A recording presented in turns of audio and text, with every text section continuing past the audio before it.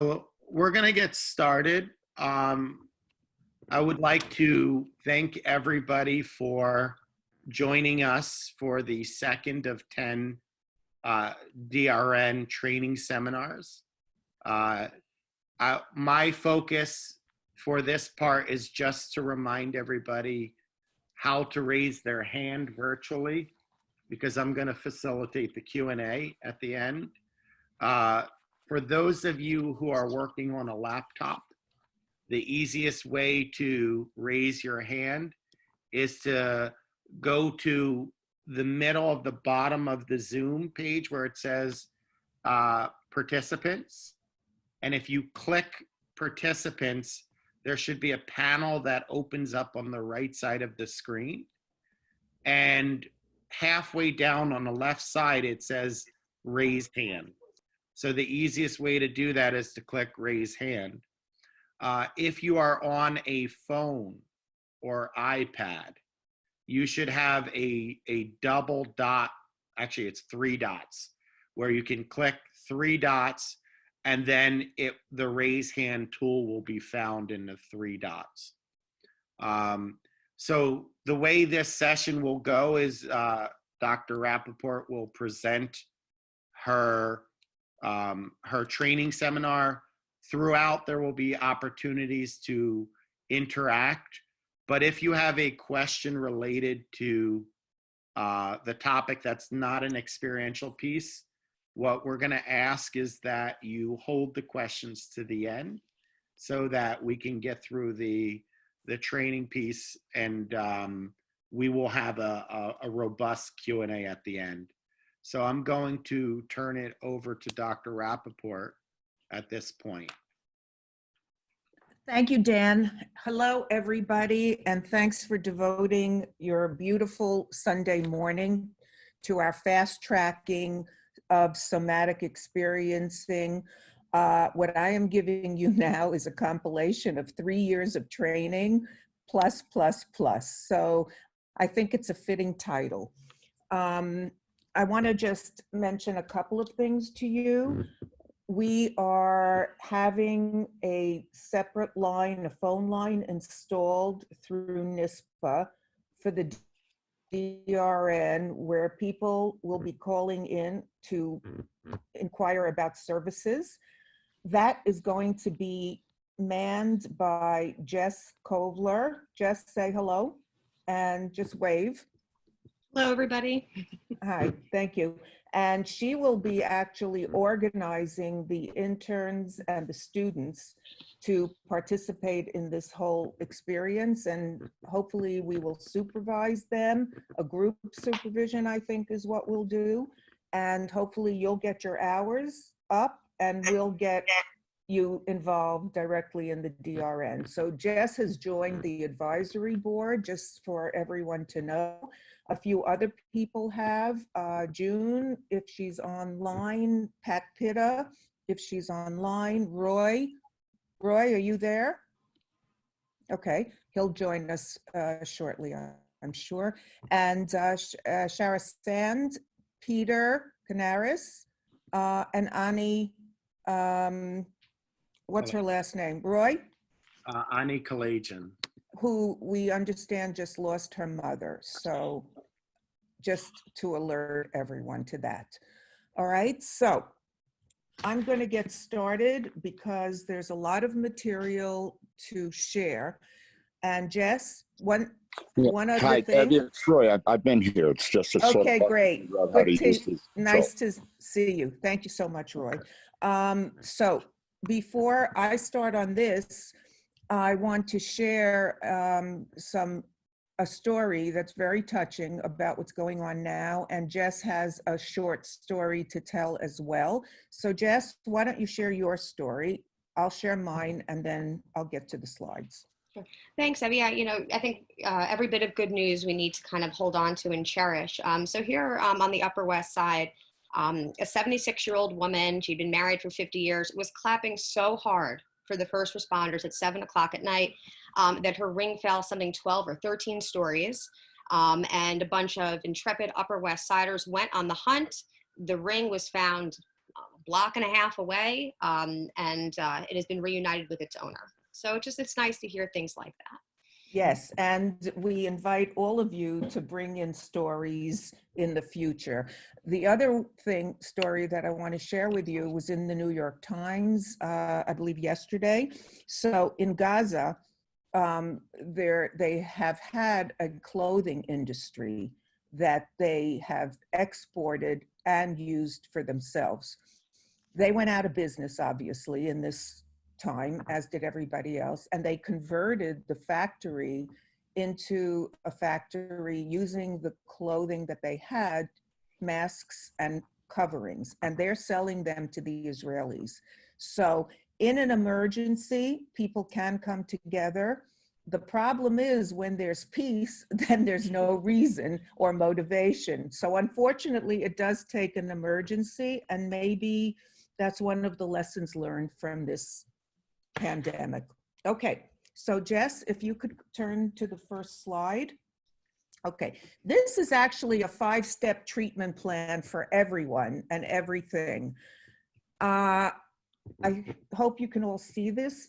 This is 5 steps, and I think this is a life treatment plan, but certainly for PTSD, it really is a great metaphor. Chapter 1, I walk down the street, there's a deep hole in the sidewalk, I fall in, I am lost, I'm helpless, it isn't my fault, it takes forever to find a way out.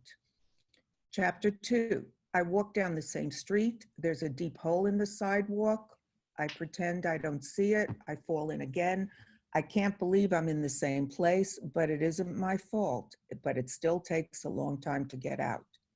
Chapter 3, I walk down the same street, there's a deep hole in the sidewalk, I see it there, I still fall, it's a habit, but my eyes are open, I know where I am, this one is my fault, and I get out immediately. Chapter 4, I walk down the same street, there's a deep hole in the sidewalk, and I walk around it. Chapter 5, I walk down another street. This is a treatment plan for everyone, and you can see it has elements of CBT, DBT, dynamic work, and everything that you can think of. And I think it's a great treatment plan, certainly for PTSD. Okay, Jess, next slide, please. From the hole in the ground to a sense of connection and unity, which is what we hope will happen throughout this pandemic. And let's go to the next slide. Okay, I've called this past, present, and elsewhere because that is the state we're in right now. Future is yet to be defined and reimagined. So I just gave you a few quotes here about the definition of trauma, and pay attention here to what Freud said. He did say trauma is a breach in the protective barrier against stimulation, leading to overwhelming helplessness. He also said that the aim of psychoanalysis is to help patients let go of their delusional suffering of neuroses and experience the misery of actual reality. I don't think it would sell very well, so he didn't publicize this extensively, but he did write it. And of course, Peter Levine and his definition of trauma, which is in the nervous system, not necessarily in the event. And Jess, could you go back? Okay. And symptoms, he says, are markers for where the somatic work can begin to be applied. And Bessel van der Kolk, of course, talks about traumatized people chronically feel unsafe in their body. This past is alive in the form of a gnawing interior discomfort, and the bodies of these people and us are constantly bombarded by visceral warning signs in an attempt to control these processes. People who are highly traumatized often become expert at ignoring their gut feelings, and they go into numbing awareness of what is played outside. In other words, not aware, but numb too. Okay, so these are good definitions that I think will be useful. Next slide, Jess.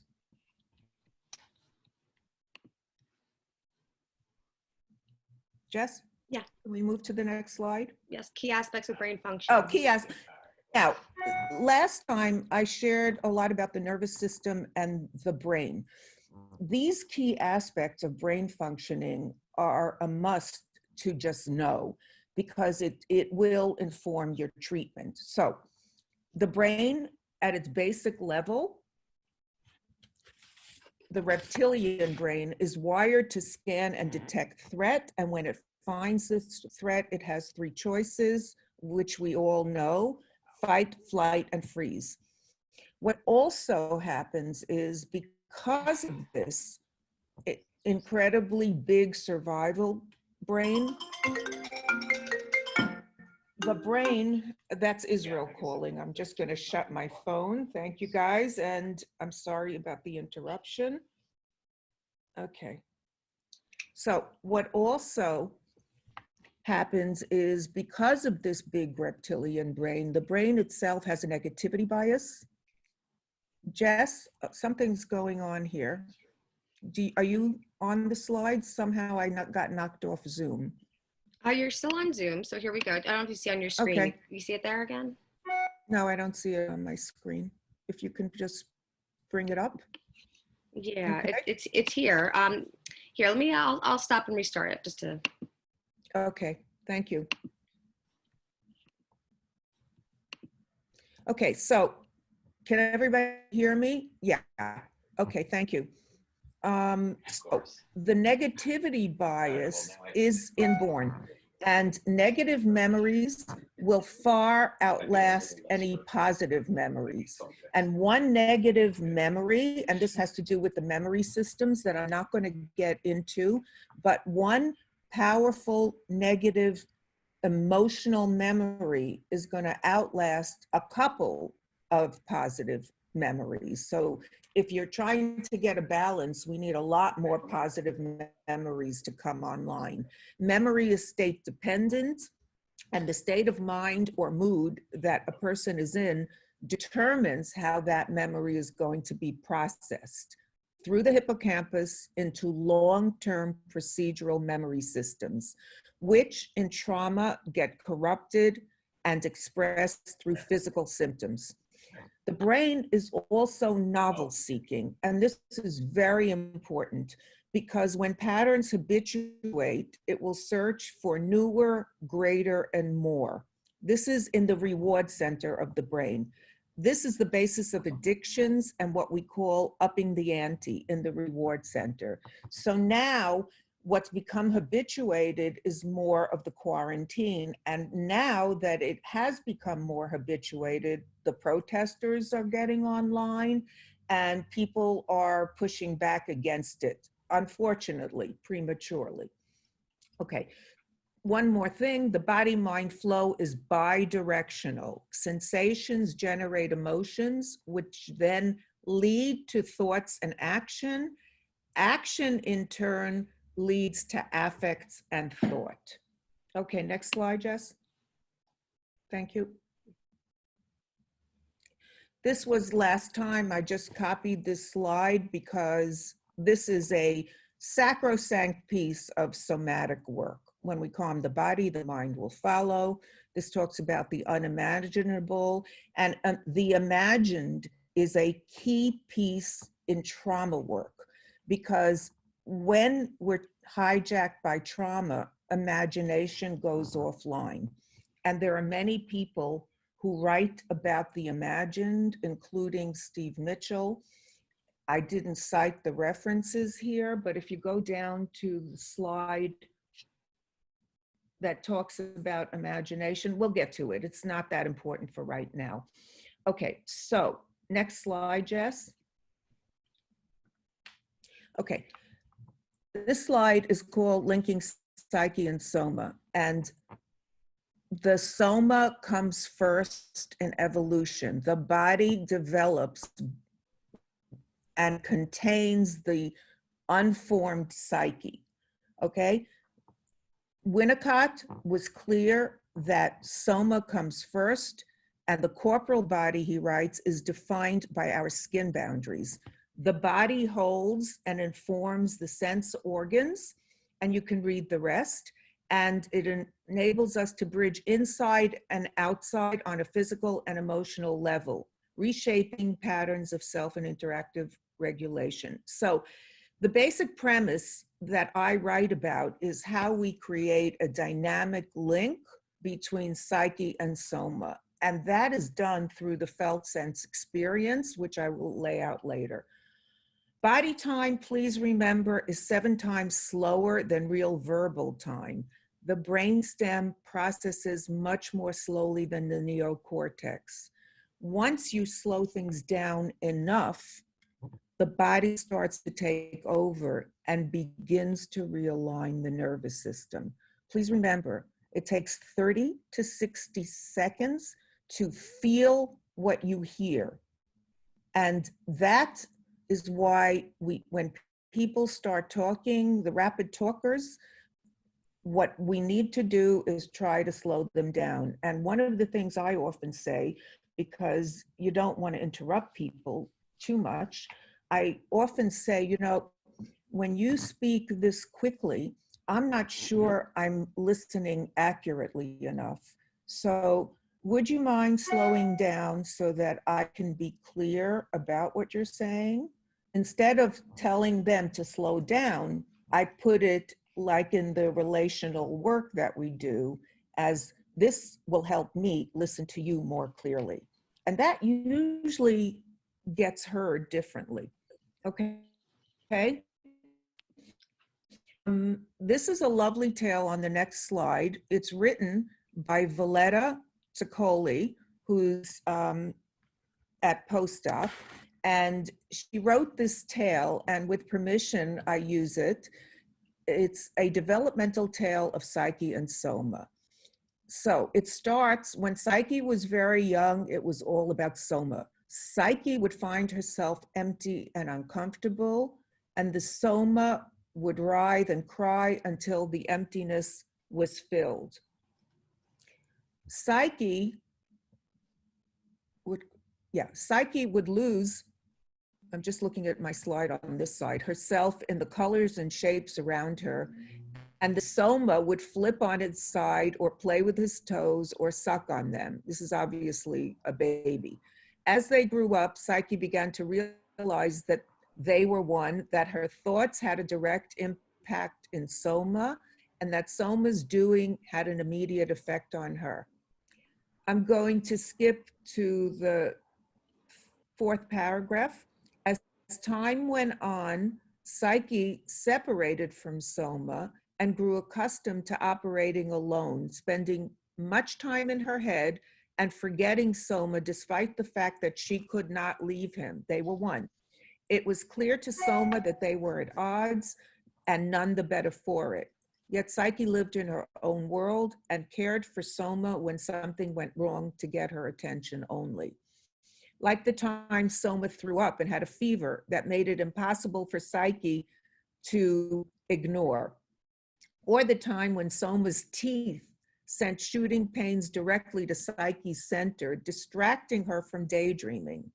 When things were really bad and Psyche could no longer ignore Soma, she would try to apologize and take better care of him. Notice Soma is a him in this poem. And Soma would come around and begin to feel like his old self. And so it is. Keeping the balance was difficult, and yet when they managed it, life was much easier. Their mutual experience, when shared, allowed them to live fully and consciously in the world and happily ever after. This is a lovely tale that I think captures the state of mind for many of us when we live in our heads. And the felt sense experience that this training is all about is what links the two. EMDR links the two, SE links the two, all these different modalities, which we call bottom up, link the two. And then reflective functioning can come online.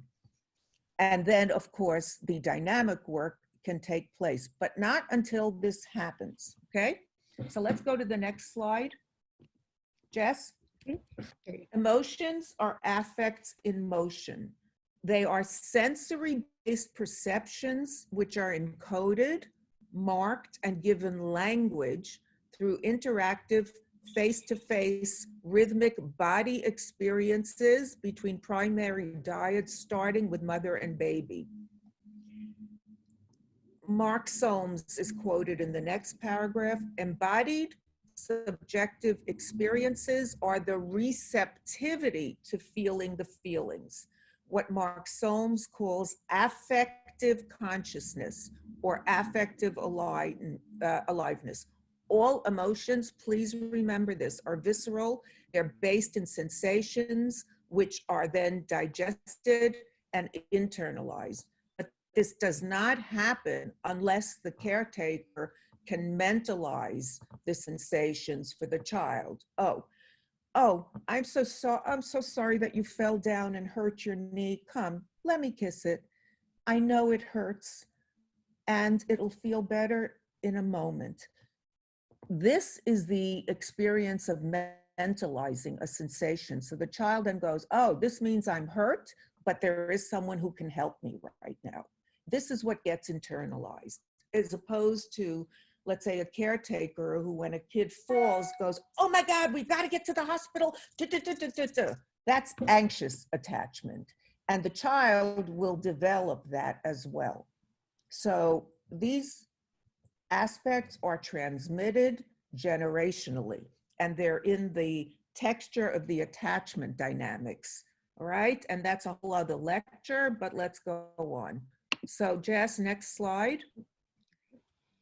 Okay, I call this trauma healing from the unimagined to the imagined and the reimagined. I've written a paper that speaks to this, but imagination in trauma collapses. Time is frozen and there is only the unimagined.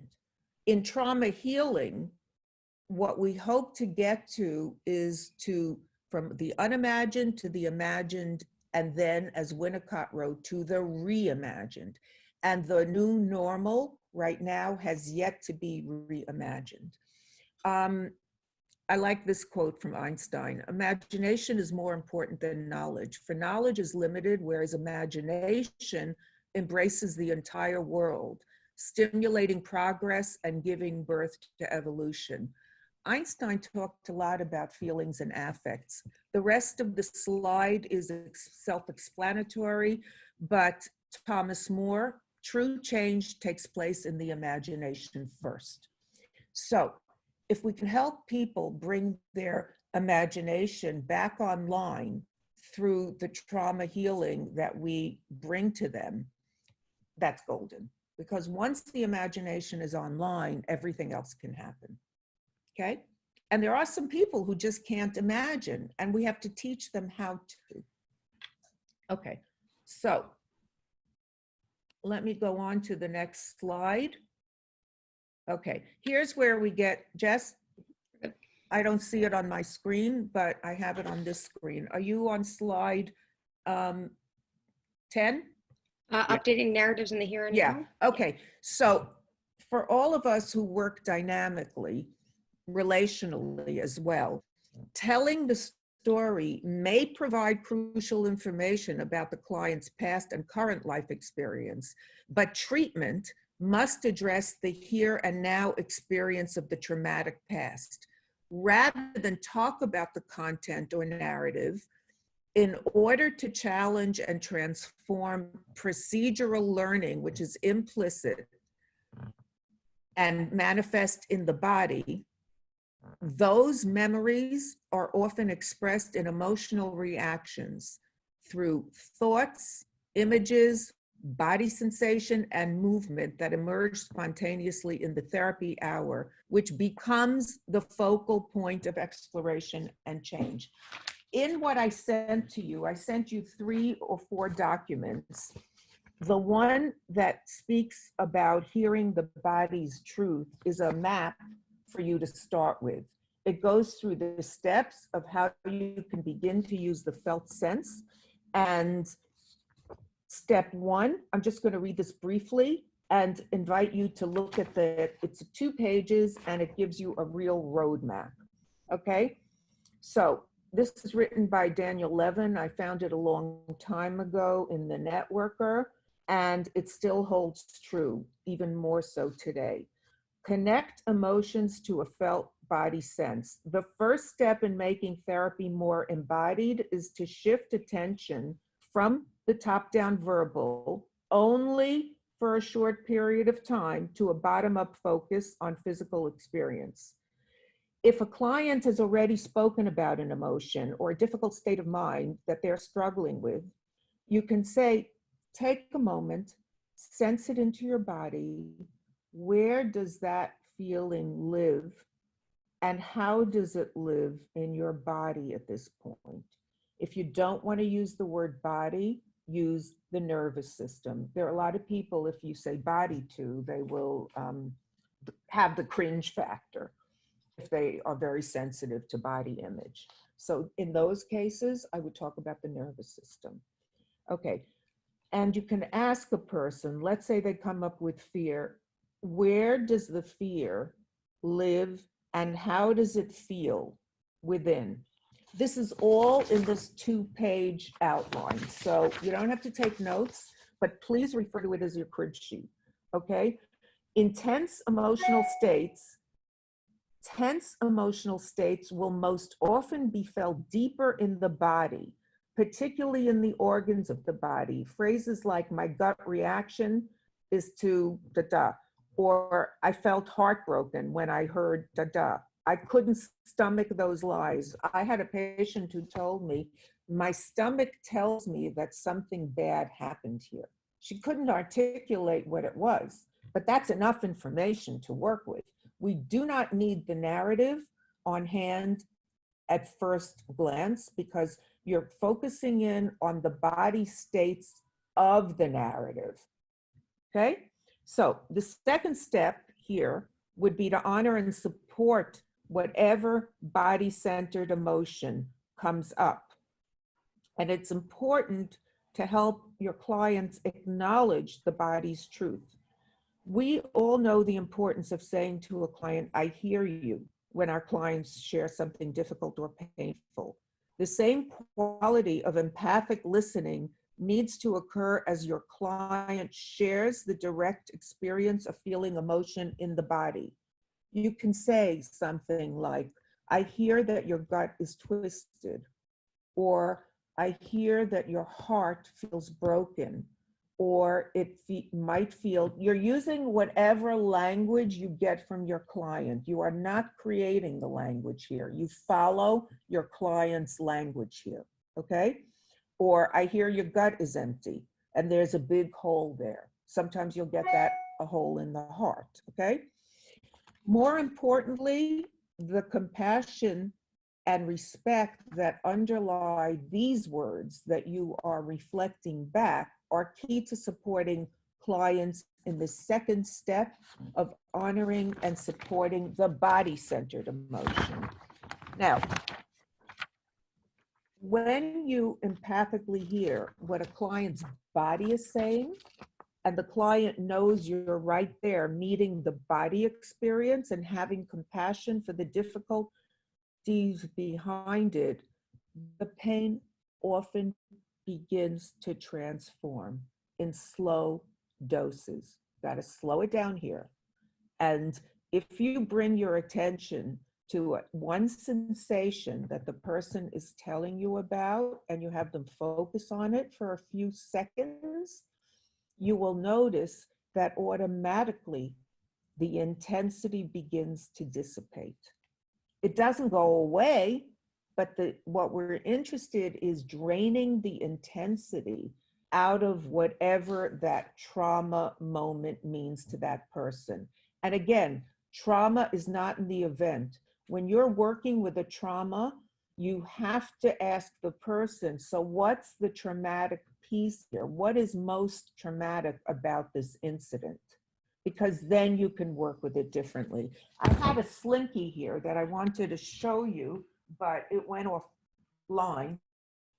So I thought I had it prepared. Anyway, if you take a slinky, and it's very compressed to start with, if you begin to loosen it at one edge And then you begin to loosen it at the other edge, which is the trauma story. Or like if you start with, when did you first know that you were safe, let's say?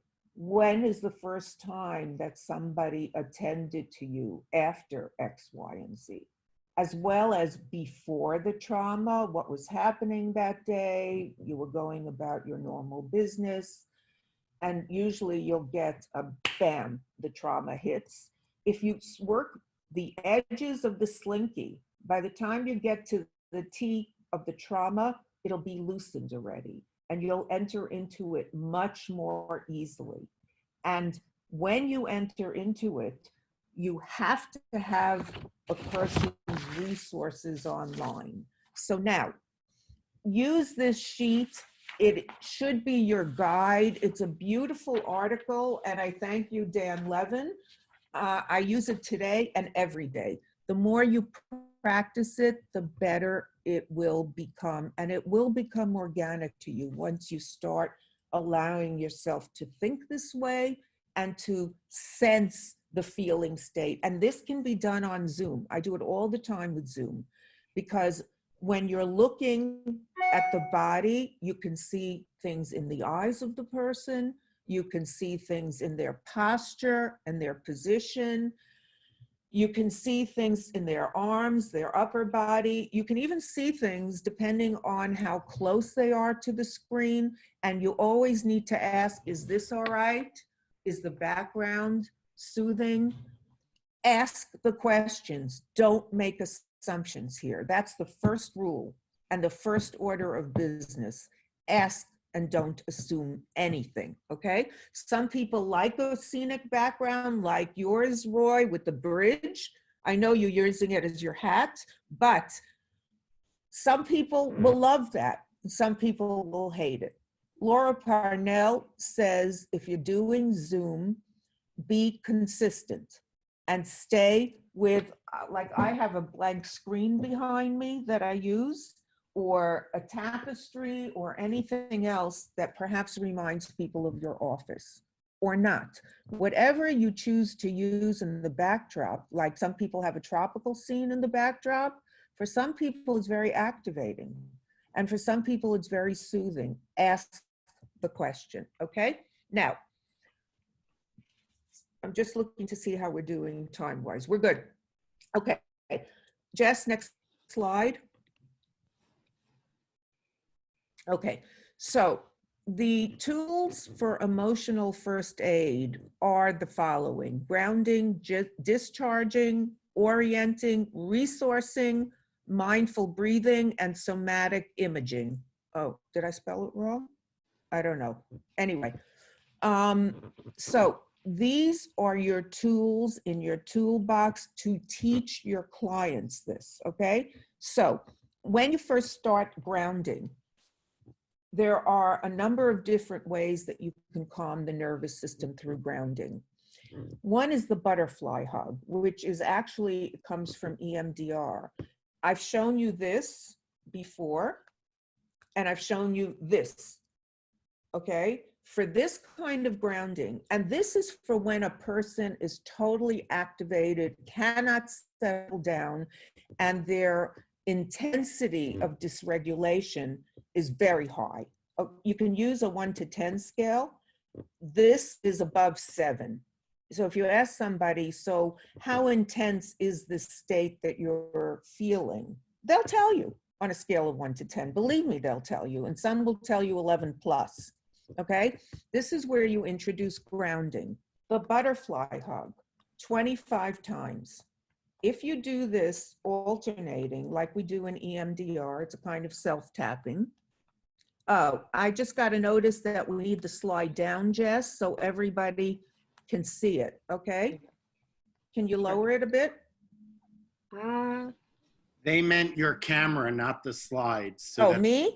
Yeah. This, is that better? Yeah, because they couldn't see your butterfly hugs. Oh, okay, thank you. Okay, 25 times.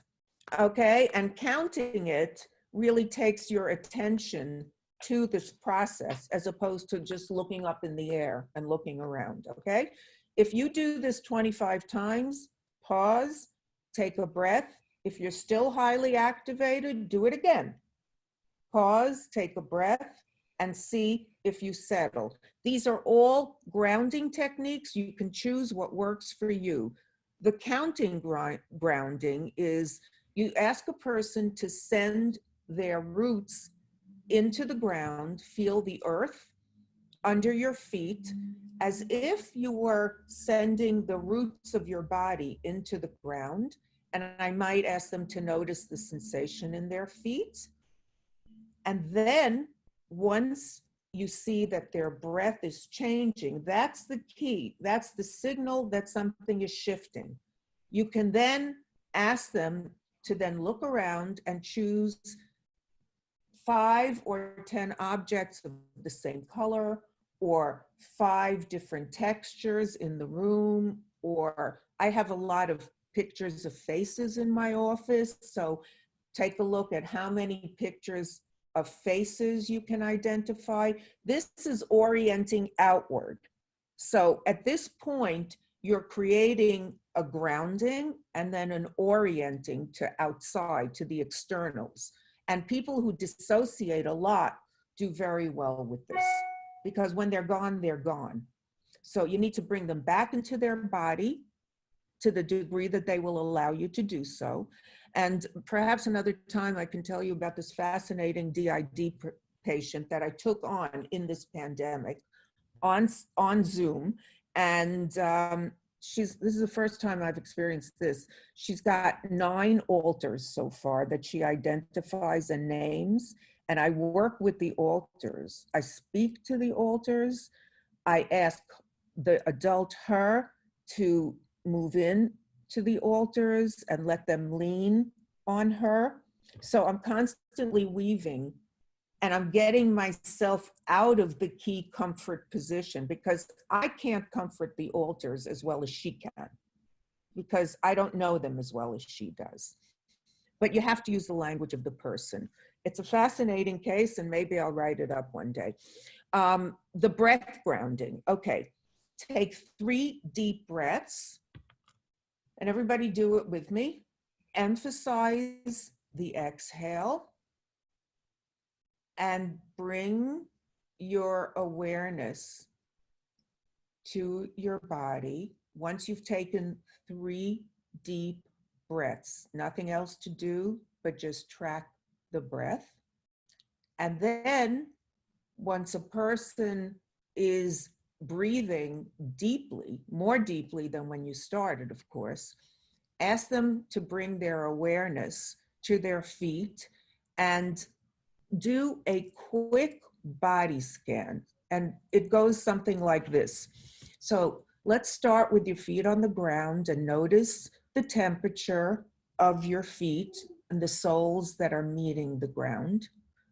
And bring your awareness to your ankles and just perhaps move them about a tiny bit, because joints hold a lot of trauma energy. This is physiologically true. And then bring your awareness to your knees, say hi to them, and move up to your hip area and feel the support of the chair. And then move up all the way through the ventral vagal system, your gut, your stomach, your heart area, and the head. And then you work downward to the spine, the arms, the shoulders, and ask people all the time, when you're getting to the arms, for example, the elbow joints need movement. Movement is the key here. When you're doing a quick body scan with people, invite them to move their joints. Eyes hold a tremendous amount of trauma energy, and I'll talk about the face and the social engagement system later, but so do other joints. And this is a proven fact. So if you bring movement to the joints, you're loosening them up a tiny bit more, okay? Heart grounding, the last one. First of all, put your hands, one hand on the heart, one hand on the stomach area, wherever they choose. Take a deep breath and take another one. and notice if your heart area can connect to the gut wherever you're holding the end of your breath. And perhaps you can even see a little light. You get to choose the color, connecting the heart to your stomach area. And just let people breathe that in and see if they can do that. If they can't, it's fine too. Just say, okay, that's fine. We'll help your body learn how to do that at another time. The language of this emotional first aid tools is invitation only. Someone doesn't want to go there, move on. We're not invested in being right. We're invested in following the patient. Okay? So that's in terms of grounding. In terms, next slide, Jess. Discharging. Okay, so this is just an example of how you would work. Once you've grounded a person, and let's say their distress level is at a 7, that's much lower than a 10 plus, right?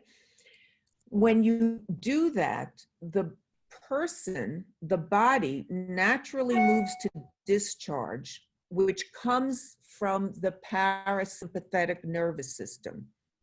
So what you might find is when you ask a person to bring their attention to one sensation only at a time, small dosing, this is micro dosing. Some people use mushrooms for micro dosing. This is micro dosing with SE. You bring your attention to one sensation and you follow that and just stay with it. I have to tell you, any emotion will pass in 90 seconds. This is proven if the person doesn't amp it up. But if they're rooted to their story that this is what it is, they're amping it up automatically and they're reinforcing the negative. So you have to clear the field just for them to just notice the sensation. And at this point, it should be in a more moderate level because you've done the grounding. And then stay with that and wait for the body to discharge it. The discharge can show up as shaking or trembling. It can show up as heat, warmth, or sweating. It can show up as a tingling or a deep involuntary breath, a sigh, a yawn, a burp, or gurgling in the belly. One of my trainers used to say, these are postcards from home base, postcards from home. A yawn is welcome. It means the parasympathetic nervous system is coming online. It does not mean they're bored. It does not mean you're boring or they want to go to sleep.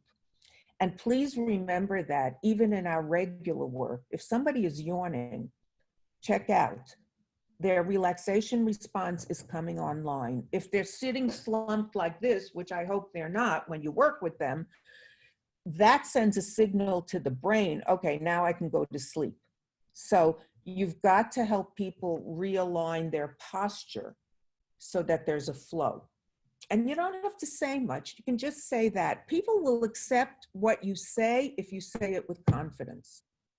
And it's true anyway. So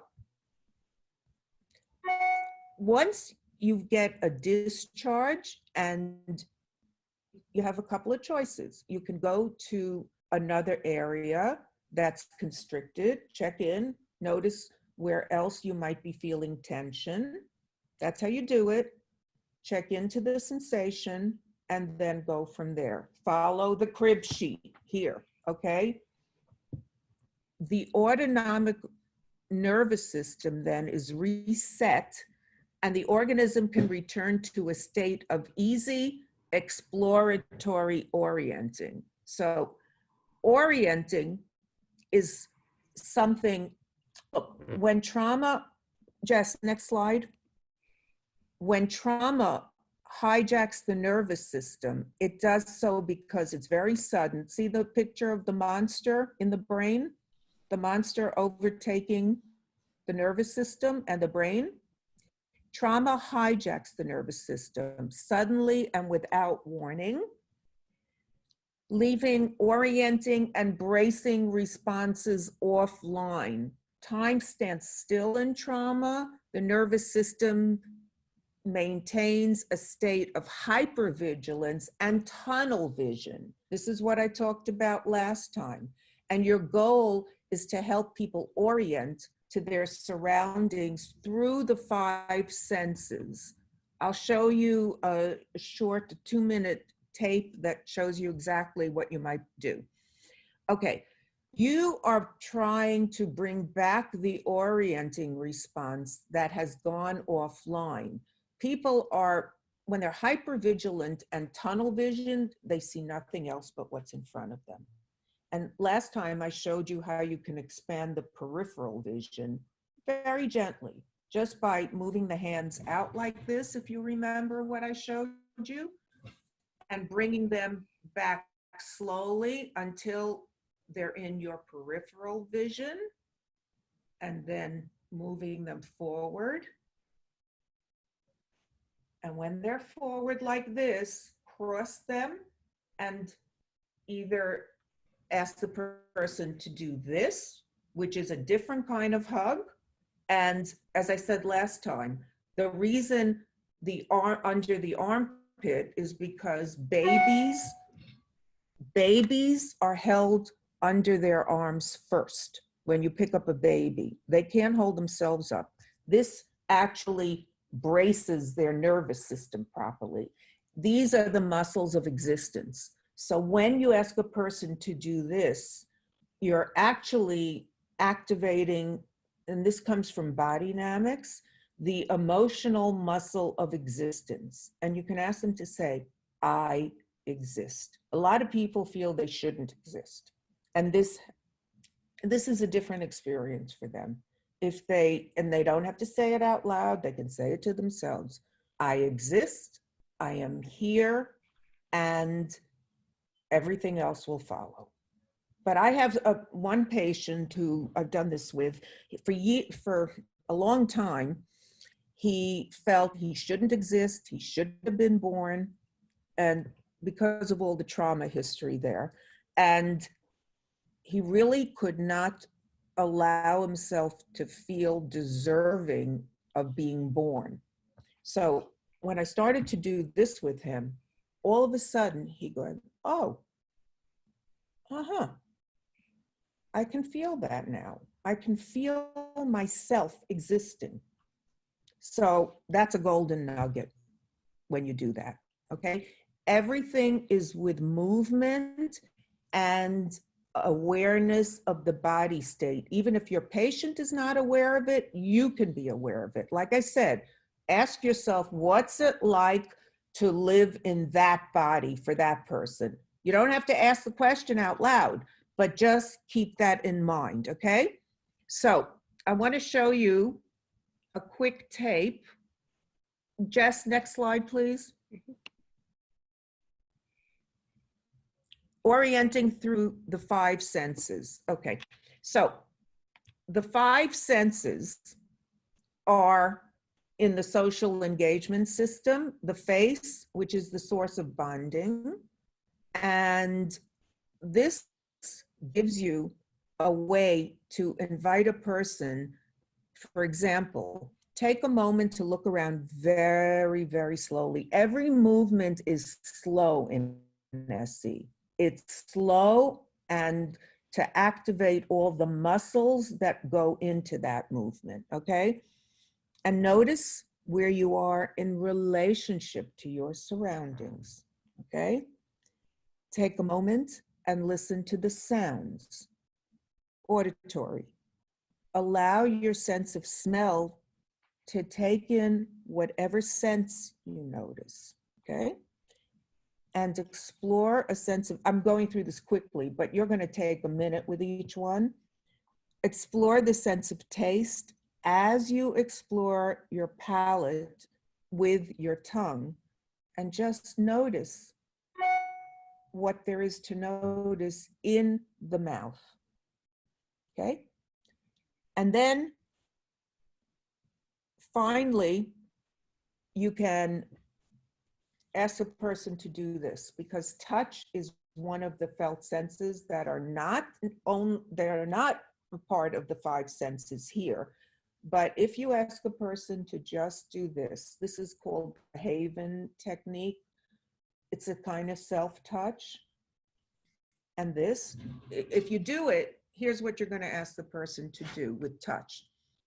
Do this, like brushing the nervous system. You know, kids who are kids with special needs, often you've heard of brushing to help them stimulate their nervous system. Well, that's what you're doing for the patient. You do it with them and they will do it happily. Okay, check in. As you're letting your nervous system know that you're touching and feeling the nervous system, and then this, these are hands, obviously, just slowly up and down, and notice whatever comes up for you as you're doing this. There's a small tape here. Next slide, Jess. Okay, so I'm going to put this on and I want you guys to watch it. Hold on. Jess, can you put the cursor on the...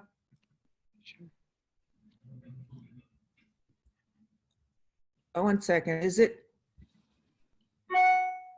Jess? Yes. So do you know where in the video you'd like to go? Yeah, it's on the bottom. There. You see it? Sure. Okay, can you put that on? Can everybody hear this? No. There is no audio. Can you all hear this? Yes or no? Not at No. all. Can I see hands? No. Yes or no? Can you hear this? Jess, can you No. hear this? I can hear We it. cannot hear I'm it. getting a no. Jess, Hmm. can we All right. just click on this Let's see. right here? It should be on. Let's see. Because I can do it on mine. Can you do it on yours? Okay. So Yeah, switch it to me. okay. So, yeah. You have to share your screen now, Abby. Okay, share screen. Desktop 1. Okay, I don't know if this is going to share it, but. Oh, come on.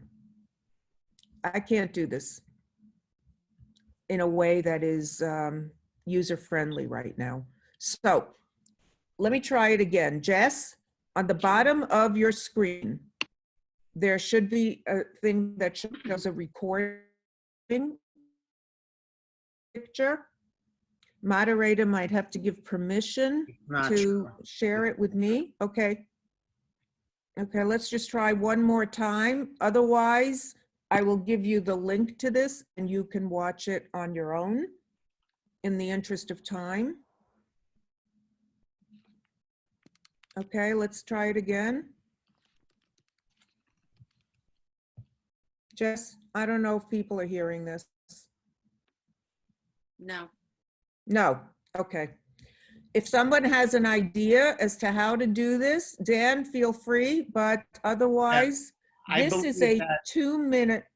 I believe that because it's an embedded video, unless Yeah. you connect back to the YouTube link or wherever you got it from, the audio is not playing. And on my Okay. end, there's nothing that is restricting that audio. Okay, but do you see where the audio arrow is on yours? Yeah. Jess is showing the screen now. Okay, Jess, did you have okay, your? we're gonna move on if this doesn't come up in a moment, and I'll send you the link for this. This is a lovely 2-minute orienting. She starts by slowly looking around in terms of the trees and where she is in relationship to the trees, and she goes through the 5 senses. It takes 2 minutes exactly. And this is helping people orient to their surroundings, which is what goes offline in trauma. Let's move on. Okay, so when it comes to resourcing, I want you all to understand that you cannot enter into a trauma vortex without the person having resources online to draw on, okay? A resource is any positive memory, person, place, action, object, or personal capacity, a quality that creates, when you bring it up in your mind's eye, a soothing feeling in your body without paying a high price for it. If people want to use a child as a resource, I invite them to perhaps use another resource as well. Or like if some people want to use a parent as a resource, but it's conflicted because of the conflicting relationship. So what I invite them to do in that case is, okay, so let the negative part of your parent sit on the windowsill and take a break and tap into the positive experience with that parent. And notice what happens in your body as you come up with a positive image of your parent and you. That's the relational resource. So I want you all, just for a moment, to do this with me. Feel your seat and feet against the floor. Check in to your physical body just now. You can keep your eyes closed if you'd like, or open, and scan your body from the inside as if you're doing an internal X-ray. And as you do that, reflect on something you find personally soothing or supportive. Again, it could be a location, a mountain, a place, an activity, anything, an object, anything or a person that you find personally soothing and comforting. And identify that and really hold it in your mind's eye and feel what happens in your body when you take a moment, when you focus on that comforting peak experience or soothing person. And just stay with it for another moment. Take it into the body, whatever it is that you chose, and take 3 breaths along with that. Remember, body time is 7 times slower. So time is also a resource here. And now, would anybody care to share what they noticed as they were doing this, what they noticed in their body, perhaps a temperature change, perhaps a flow or not? Anybody open up the, Dan? So Raise your hands if you'd like to share what you experienced. if anyone feels Just for a moment. comfortable sharing their experience, feel free to use the raise. Now, I did it quickly, so I would give this more time with the person I'm working with. Okay, from, they felt a sense of warmth at the back of their neck. Do you want to talk about that, Sahar? yes. Sahar, can you say a word or two? Yeah, so my happy place is my dog. And Wonderful. I just felt warmth in the back of my head Wonderful. and like a sense of warmth and release. And release. How did you notice release in your body? What told you? Just in the muscles around the neck, like my Wonderful. neck became loose. Okay, so that loosened up a bit? Yes. Okay. The neck and the cranial sacral piece are attached here. The neck is attached to the primitive brain, always. So there's an old joke in Jewish liturgy that says, you know, the man may be the head of the house, but the woman is the neck, and it makes everything go round and work. So I always like to remember that, because the neck does connect the brain to the body. And if people can't find a voice, there's something I will show you to help them, but let me finish this first. Anybody else want to share what came up for them? It's really important, if you're willing to share it, And could be that nothing came up. There's no right or wrong here. Anybody else willing to share something? I see Ruth has her hand up, but I think that Okay. might be for the Q&A. Ruth Vogel.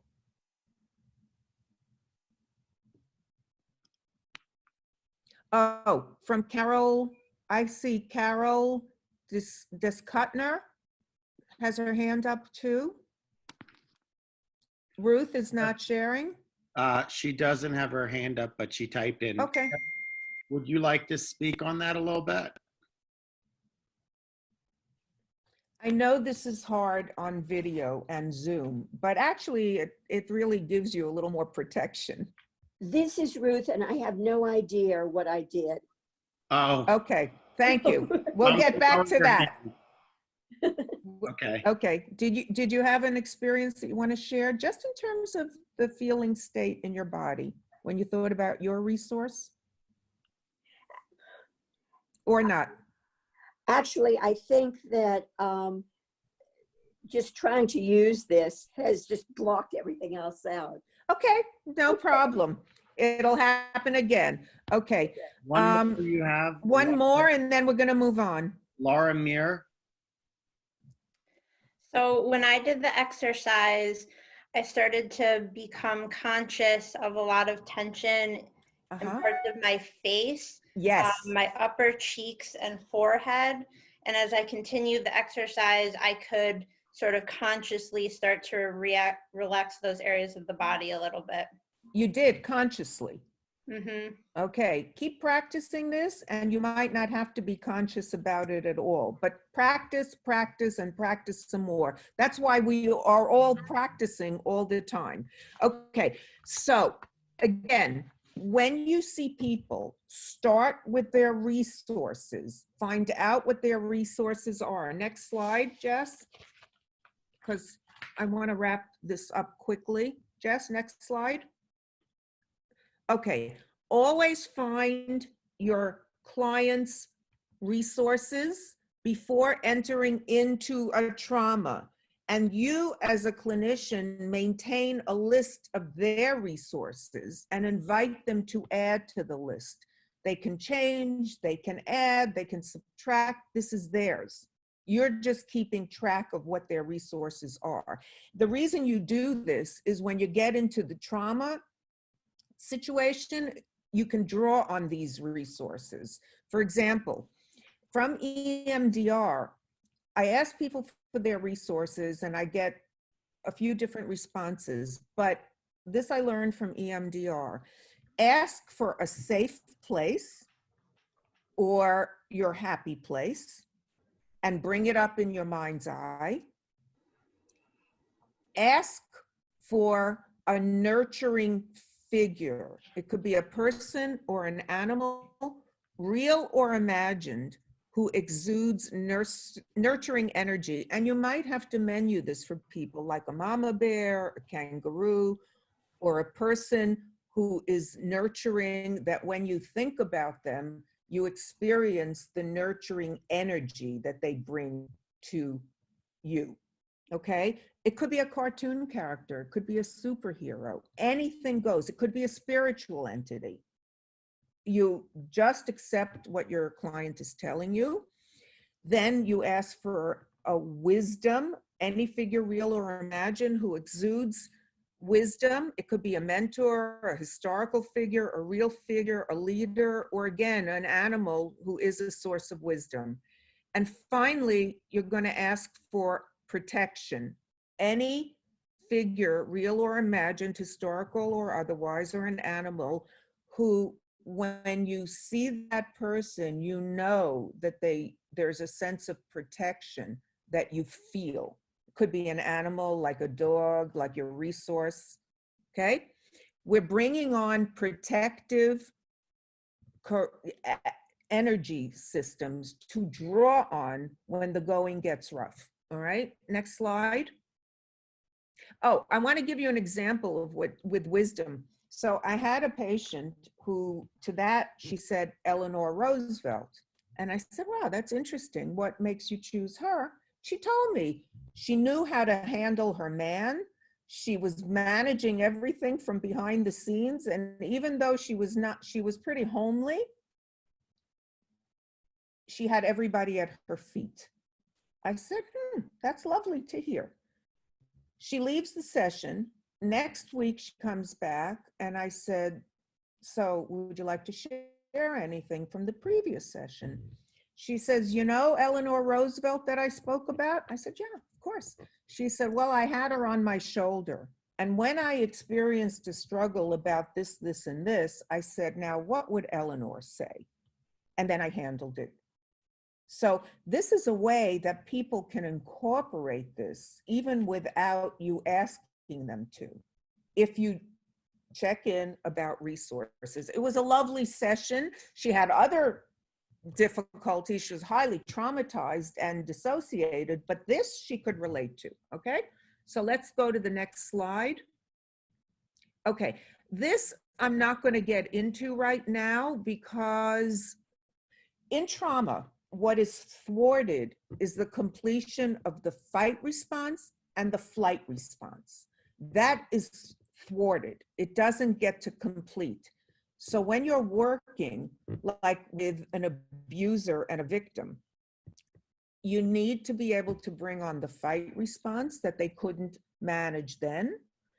And there are ways to do that, like, you know, that person who you identified, make that person a tiny dot and put it anywhere in the room that you would like it to be, as far away from you as possible.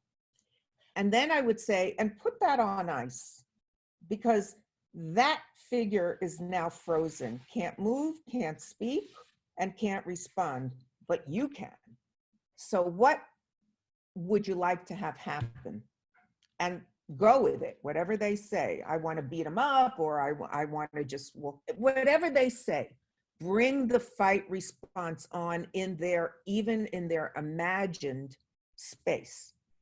And it will release in the body. Do that with the flight response too. Let them mobilize their muscles of mobility. You're going from immobility because they were frozen to being able to be mobile and deal with the escape differently. And you can ask them to see their muscles and their legs running. What direction would that be in?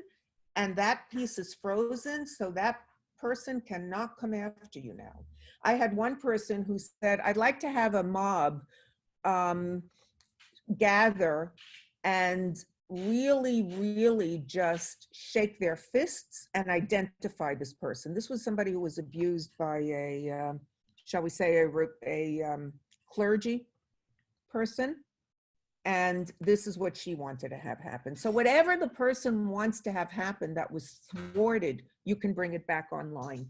Now, I want to go to one more slide here. This I had last time in my slides, but the kicker is, how do you transform empathy into compassion? Okay? You do it with mindfulness. And I don't know if I can get this to play again, so I'm gonna do, with your permission, a guided meditation. I'll shorten it so you can get a taste of it. This is called breathing compassion in and out. So hold on, let me just close the door. Okay, thank you. This is one of the problems of working from home, but it's settled, we're good. So I want to take a few minutes just to do this, and then we'll open things up for a Q&A. All right, so I'd like you to find a comfortable and kind posture. Close your eyes and come home to your body and notice the feeling of your feet on the floor, or your seat in the cushion, on the cushion, or if you have some support to your back, notice that too. And as you do that, notice any internal sensations that may be arising right now. You might notice the beating of your heart or the feeling of pulsing energy. And just allow yourself to know that you're not just bringing awareness to your experience, but rather you're bringing loving and kind awareness. And you might want to adopt a physical gesture that represents that. For example, if you put both hands on your heart area, allow yourself to notice what happens in your body as the touch is felt internally. And you can feel free to leave your hands here or put them back down your sides, whatever you use. Now, I would invite you to bring your awareness to the breath. Take a few deep breaths, big inhalations through the nose and big exhalations through the mouth. And as you exhale, allow yourself to release and let your breathing then discharge whatever you're holding inside. Okay? Breathe in through the nose and breathe out through the mouth. And if your mind wanders a bit, just treat it like a little puppy that's gone wandering off and gently bring it back to your breath. Nothing else needs to happen. Right? Now, with each in-breath, notice that you're nurturing yourself. Pay particular attention to your inhalation and notice that as you breathe in, you're giving yourself what you need in the moment. You're nurturing yourself with each in-breath. And since we're all struggling in life, breathe in a quality that you know you need. It could be compassion, it could be kindness, it could be warmth, anything that you know you need, and attach that word to your in-breath. Okay? Breathe in this quality, whatever it is, with each inhalation, and allow yourself to receive something good for you. Breathe in and then breathe out. Breathe in through the nose, nurturing yourself, and then exhale. And now, as you breathe out, bring to mind someone you know or that you're aware of who's also struggling and needs compassion as well. Allow their image to rise in your mind's eye. Direct your out-breath to them, sending them what they need in the moment. Could be kindness, love, compassion. Again, choose a word that rides on the exhale, that every time you exhale, you're bringing it to this other person. Breathe in something good for yourself. Breathe out something good for this other person. In and out, one for me and one for you. In for me and out for you. Allow yourself to continue to breathe in deeply for yourself and then an exhale for this other person that you have in mind. I'm going to stop here. It goes a little longer and I end with a kindness meditation, but I'm going to invite one or two people to share, if you don't mind. If you do mind, then don't, it's not necessary.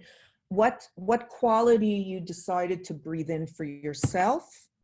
And let's start with that. Anybody care to share that? Is there anyone who would like to raise their hand? Melissa? Yeah, I just, I chose to breathe in quiet. Wonderful. Wonderful. And each inhalation, did you feel that you were breathing that in? Mm-hmm. Wonderful. Thank you so much for that. It could be any quality that you feel you need, that you know you need, okay? Now, what about the other person? Does somebody want to share who they brought up without naming the person in their mind's eye? Because we all have people we could bring up. I was thinking of Jean, actually, right now, when I was doing my out-breath. And I was sending her compassion and healing energy with my breath. Anybody else? want to share that? Raise your hand, please. Anyone? Janine Tiago, can you unmute her? Uh, I got it unmuted.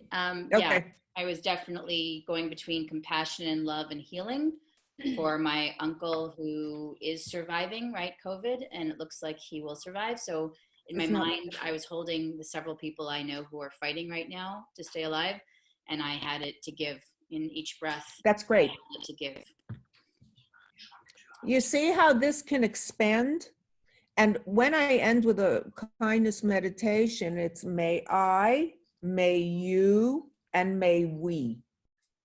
you also At the have, same, I'm sorry, you also have Charla who go ahead, Charla. here. So my person was my brother. Mm-hmm.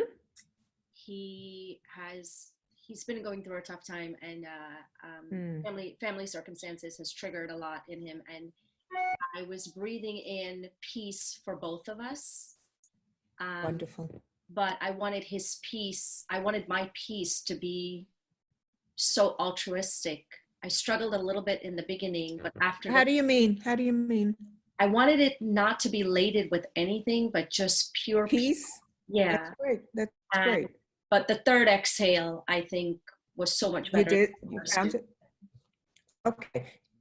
This takes practice. I do this with almost every person I'm seeing now, and it's remarkable what it does. I don't care what they're coming in for. We all need this. We all need compassion and kindness. And when I do this, whatever they're coming in for sort of gets over here. There's a little distance from that. And they can tap into whatever qualities they're sending and receiving. Anybody else want to share anything? And then we're going to open it up for a Q&A. It doesn't look that way. Okay, so let's open it up for the Q&A right now. So I sent a message in a chat how to raise your hand. Currently, I see Karen Miller has her hand up. Great. Hi there, can you hear me? Yep. Okay, great. So there was a part when you were talking earlier, I wrote my question down so I wouldn't forget it, about putting the person with fear, tell them to put something on ice. Can you just go over that again? Okay. That I learned from Diane Poolheller, one of the trainers that I worked with. Whoever the abuser is, they don't even have to tell you the story. But I had a patient who I knew was abused by a figure, a rabbi, and I knew she went to the local Beit Din. How would you explain that, Dan? What? Rabbinical court. She went to the rabbinical court. They heard her out. Nothing happened. It was just totally ignored. She's been living with this trauma every day of her life. I invited her to take that abuser. She didn't even have to tell me the story. I didn't even know the story of the abuse. I just knew that this happened when she was in high school, okay? I invited her to take that figure, to put him at the very edge of the room. It could be on the ceiling, in the corner, and put him on ice. And if she also would like to, she can wrap tape around this figure, knowing that he can't move, he can't speak, and he can't react. And then I invited her to see what she would like to happen now that he's immobilized, but she is free to act. Great, thank you. So an imaginary That's an example. kind of, Yeah, you know. yeah. And the reason all this works is because the nervous system responds to an image, even though the brain knows it's not real. We're Can you wired explain that that way. to the patient, that the nervous system responds? I do sometimes, yeah, I do, because I want, there's a lot of psycho ed that goes into this, but why shouldn't they have this information? Right. This is Thank helpful. you. You're welcome. Thank you for asking. Anybody else? Yes, the next person's Isabel Kaplan. Hi, I have a question about the resourcing. Yes. When you're asking about the safe person, if they identify you, the therapist, as their safe person. Is there any issue with that? No, but try to get another resource online as well. I always say, of course you can use me as a resource. I am a resource right now. However, maybe we can add another person to this experience. If they say no, they don't have anybody else, just go with what they tell you. Thank you. Okay, because when I ask for the 3 figures that I told you about, plus a safe place, a happy place, I then say to the person, so can we invite them to be a team? Like, let's say, Jess, I'm working with you. I would say, this is Team Jess. And I want you to imagine them behind you, like a Greek chorus, having your back at all times. And whenever you want, you can draw upon them. That sets the stage for the later work. Because that's how you get it in as a resource, and feel what your body is telling you as you see them having your back. Okay, that's how you would work with it in more detail. But again, the truth, hearing the body's truth actually gives you a roadmap for doing all of this. That's why I love that article, and it's your crib sheet as far as I'm concerned, as it is mine. Any other question? Abby, I have a question. This might be throwing a curveball your way, but working at least on the internship level with COVID patients and people have recently recovered, for them, reclaiming their breath and the ability to have a full breath is so powerful and all-encompassing. Absolutely. Yeah, and I'm just curious, like, how we might address that in the context of beginning our work with them and resources and all that. Well, you can invite them to come back to their bodies now that their body is back online for them. I would say it that way.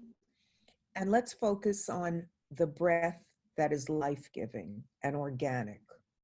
And the body knows what to do when we get out of the way.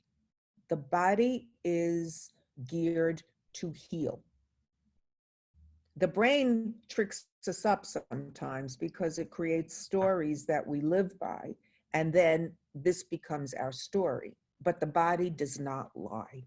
That's what I would say to somebody like that in simple language. Yeah. Thank you. You're welcome.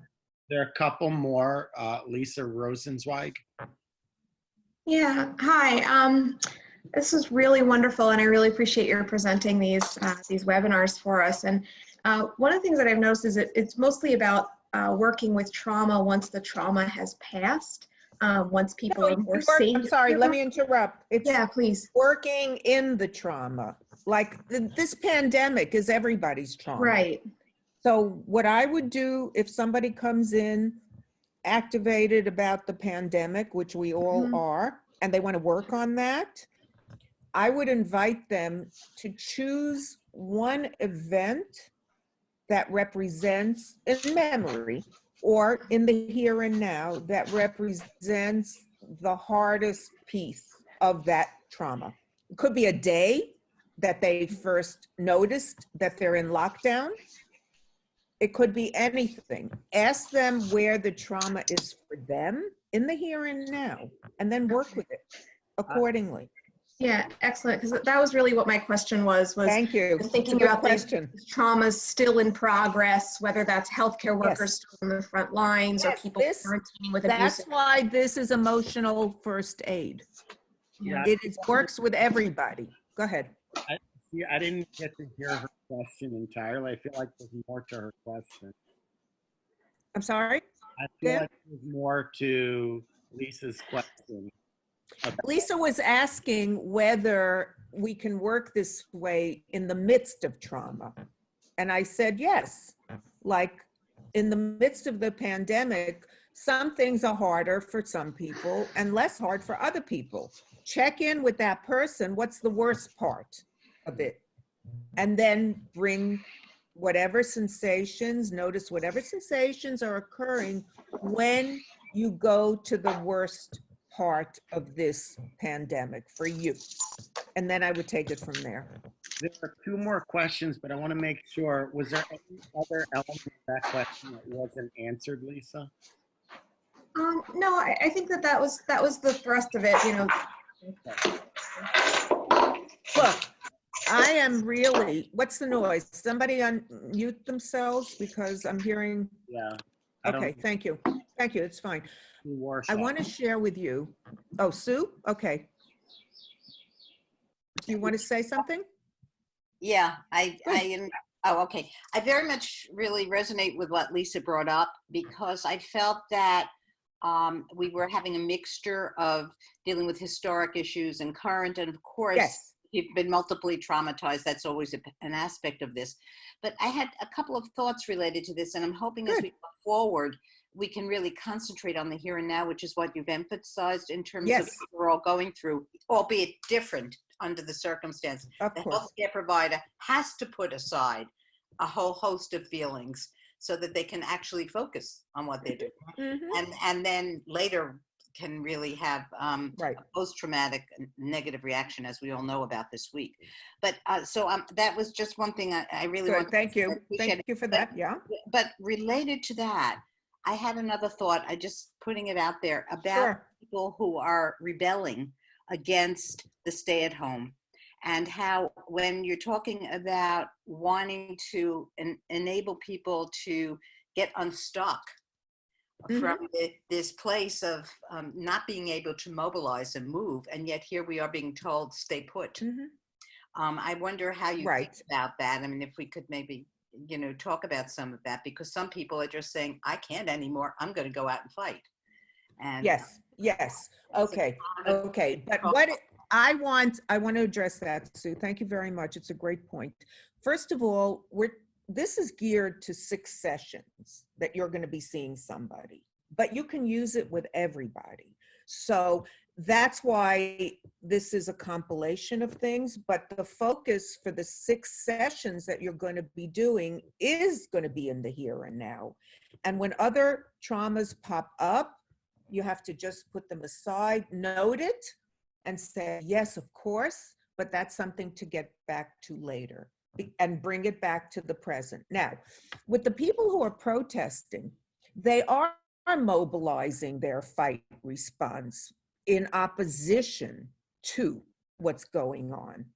So I think the focus here would be, how else can you mobilize your fight response and still be part of this experience of the collective that we all need to have?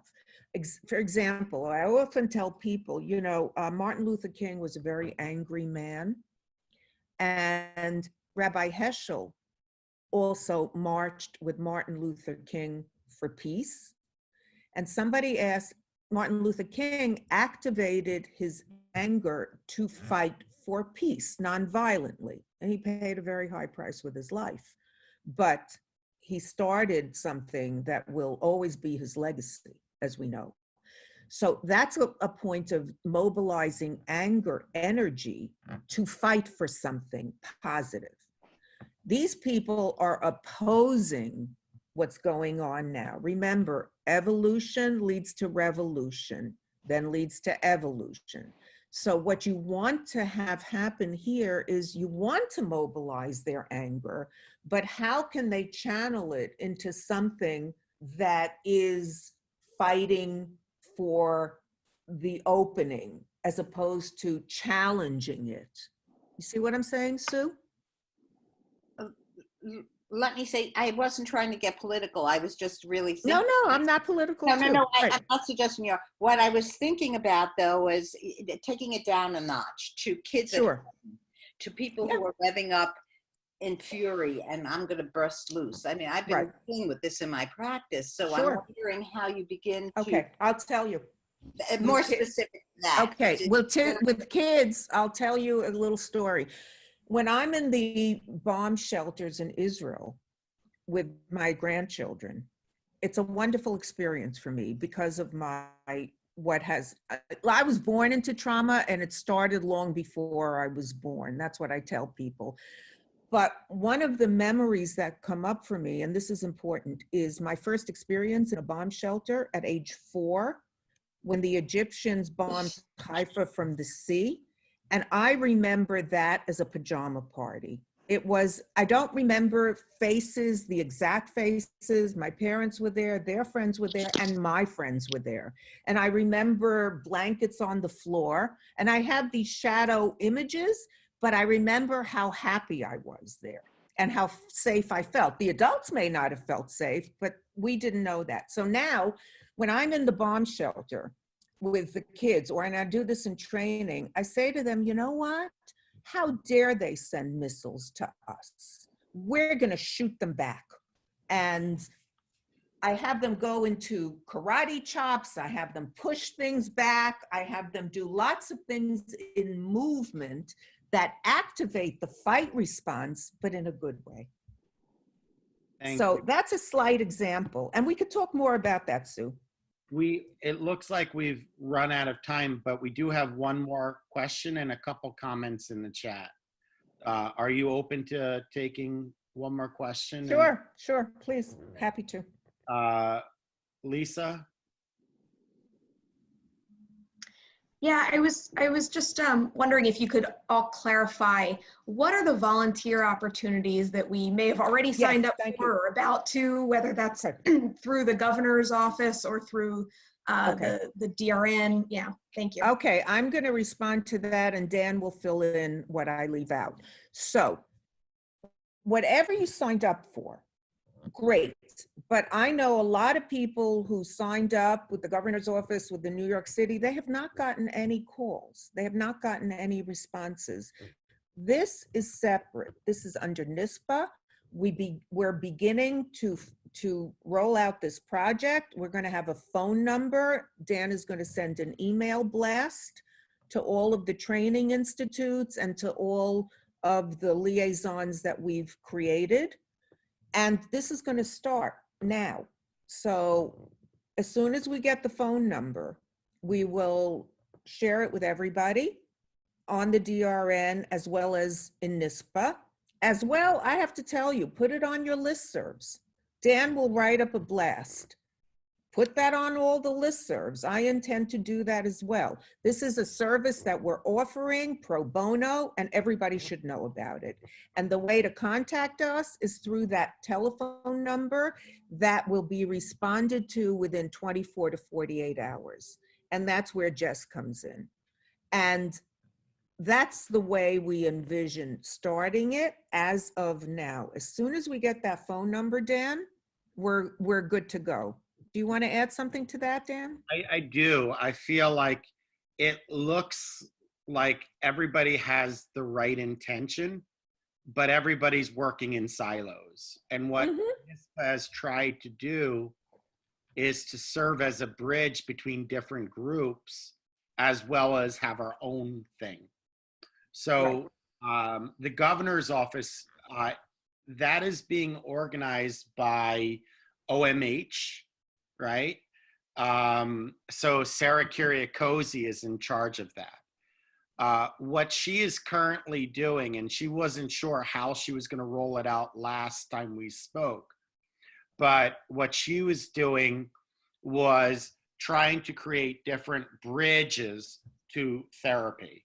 So NISPA would be one of the referral sources for their hotline.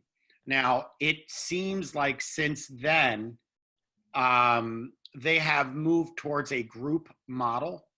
And I got What does that mean? What does that mean, Dan? Running groups. I see, which we're going to do too at some point, hopefully. But that really, and it, yeah, they call them circles. That really is what they're focused on. That creates a void, right? Yes. We need to be able to offer individualized treatment, right? So NISPA is committed to doing that. And anytime we see something happen, we try and see if we can offer our services. Because I signed up for city, state. I heard from the state. They did an initial phone consult, haven't heard back. Right. So, but that does bring us up to the opportunity with Given Hour, which I don't understand the controversy around it, but I'm just going to talk about it as this goes live tomorrow. They are connected with the hospital frontline individuals. So they are looking for licensed professionals to offer services. So what the partnership would do is we would be offering our team. Now they still want you to register because of liability. With them, right. Check your license. They want to check. They feel a need for you to do that, Right. but you will get calls through Given Hour. Now their model is very different than what we envision at the DRN going forward. Our DRN, it's 6 sessions, and you're not going to acquire that person as your patient. Yeah, we are limiting it, and then we're referring out Yeah. if somebody wants to continue. Whereas the Given Hour model, it is to create a connection. And after the 6 sessions, you can keep that person and bill insurance after those 6 sessions. So that was not, some people were making claims on the listserv that I just got tired of responding to. So you can continue with that client afterwards as your own. And then the military thing, I spoke with Randy Phelps. The reason why that, even if they have insurance, you wouldn't bill insurance, and that is volunteer, is because for active military personnel, if they seek therapy, they can be dishonorably discharged as a function of the mental health issue. So that is a separate model, and that made sense to me, but I just was exhausted from responding to listserv, so I just stopped. So we will have. You stopped after you thoroughly responded to the questions. I thought was sufficient to make sure that they were credible. Yeah. We will have, just to summarize what your commitments are, we will have a phone number for people seeking help. The initial intake likely will be done, or initial contact will be done by students to give them an opportunity to accrue hours. Then the materials will be referred to one of you who signed up, and you will take it for 6 sessions for some solution-focused therapy. If it doesn't, trauma-based or don't call it that, please, Dan. If it doesn't resolve itself in 6 sessions, we don't want a conflict of interest, so then you would refer out. That would be, so you have the phone line, you have the 6 sessions, and then you have groups. We're going to be doing a series of groups. Yeah. The groups will be in different foci, but one focus will be on grief and loss. And Courtney Bancroft is creating a series of resources for that sake. So I think I covered it all, Evie. Yeah, I just wanted to add one thing. If you incorporate this way of working, in 6 sessions, you will be giving someone tools that they can use for life, as well as for trauma. I really believe that you can provide people with something significant in 6 sessions if you follow this model and this way of working. That's why we're focused on a short-term services. And in 6 sessions, you can teach people a lot of these tools. Yeah. So just another thought. There was some comments. People would love if you could share your slides, and people would love because you have a scripted guided meditation, if you feel comfortable sharing your scripted guided meditation. Okay, I actually shortened it, but let me find a way to send it out to. We have Janet. Janet I see people have to sign off. I understand. So I will send the slides to Nora, who can distribute it. However, I'm inviting people to please understand to use it if you want for teaching's sake, but please don't take it as your own, okay? I believe in giving credit where credit is due, and I would invite that same respect from everybody else. Go ahead. Yeah, so Any other questions? Guys, you've been a great audience. I just want to say one thing. We're going to have different people doing the other modules. Dan, you sent out the curriculum basically in shorthand, right? And I will come back to you for the last module where hopefully we're going to tie it all together. Yeah. That said, you have enough to start with right now in the present. So please use it more, and practice and keep practicing. Not to get to Carnegie Hall, by the way, but just for us, if we do our own work, this will be a no-brainer to give to people. But you have to believe it to convey it. But related to this concept is trauma isn't just COVID. DRN isn't just focused on COVID. And we're going to do this long after. Correct. Things So open up. the modules will focus on other areas that could be useful in trauma as a whole, not just COVID. So we put our heads together and said, well, what would you need for any form of disaster or trauma? And this 10-week sequence should cover it. All right. So I want to thank you all. Anybody, if you have a further question, feel free to write me on through my email, drevrap@gmail.com.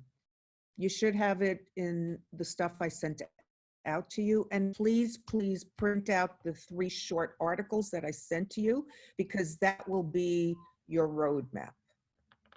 Right. Okay. Thank you so much to all of you. Thank you, everybody. Have a great, wonderful, sunny Sunday, and we'll talk soon.